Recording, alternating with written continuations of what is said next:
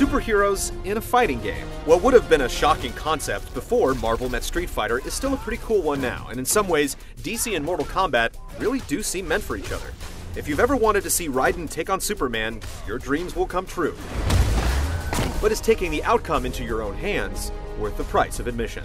What is this place? It's the Batcave.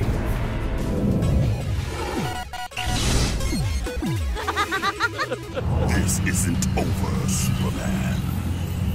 Don't be so sure. Regardless of whether or not Mortal Kombat and the DC Universe really needed to be brought together by a coherent story, someone has done a decent job of it.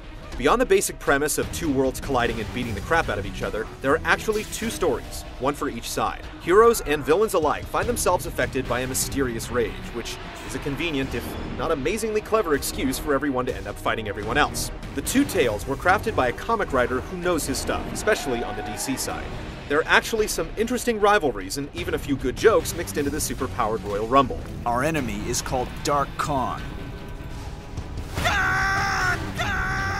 While it realizes some of its fan-pleasing potential and trumps most fighting games with its cutscene-packed storytelling, it still feels a lot like typical video game material most of the time.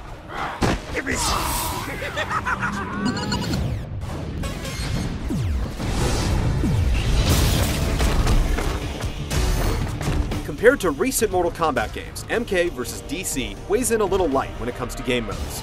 There's no action-adventure mode, no kart racing, and definitely no chess. Not that it's a bad thing, considering how half-baked those were in the past. The two substantial story modes stand dead center, supported by a no-frills arcade mode, the skill-testing combo challenge, and versus play online and off. So maybe they could have used one or two silly modes, but MK vs. DC shows decent design, bringing back some of the simplicity of old Mortal Kombat, while keeping some of the new school stuff like 3D movement and Tekken-like juggles. It's still not the sharpest or most balanced fighting game around, and that's okay. What won't be okay with many fans is that MK vs. DC seems to have traded its signature over-the-top gore and violence for a superhero license and a teen rating. I've got a bad feeling about this. When the match is over and it's time to finish your opponent, the mild fatalities and the new heroic brutalities simply can't compare to the dangling spinal cords and beating hearts fans once knew. They're just much less satisfying. Each fighter has two finishers to discover, randomly or with the help of the internet. But there's not a lot of content to unlock. There are 23 characters total, with all but 3 combatants available from the start. Other than brief still-screen endings in arcade mode, you're given pretty much everything up front. The Flash wins.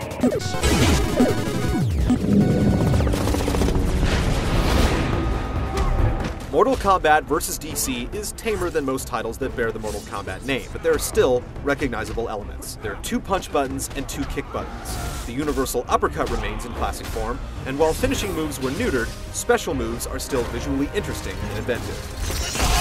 The DC side actually brings some interesting techniques to the table, even if it seems like everybody and their mother has some kind of teleport. The emphasis on key special moves makes the long list of named combos and commands similar to what you'd see in other 3D fighting games mostly useless.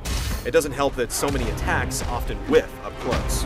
A rage meter lets you turn on extra damage or break a combo, but it's not the game-changing trump card it aspires to be. Meanwhile, wonky damage scaling and seemingly arbitrary timing make lengthy juggle combos far more trouble than they're worth. The fighting works on a basic level, but most of the additions don't add anything worthwhile.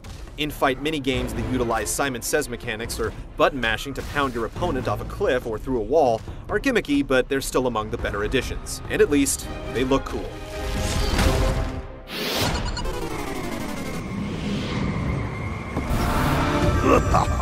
Even if you're looking at ugly characters, Mortal Kombat vs. DC Universe is a good-looking game. Cinematic touches during the fights themselves are obvious, but the way you can see the damage on the characters themselves is subtly impressive. If only the fatalities were a little less subtle. And if you like cutscenes, the twin story modes have hours of material for you to take in.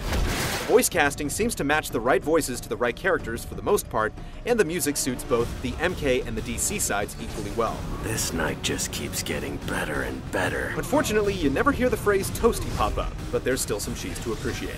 Raiden! Stop! Fatality?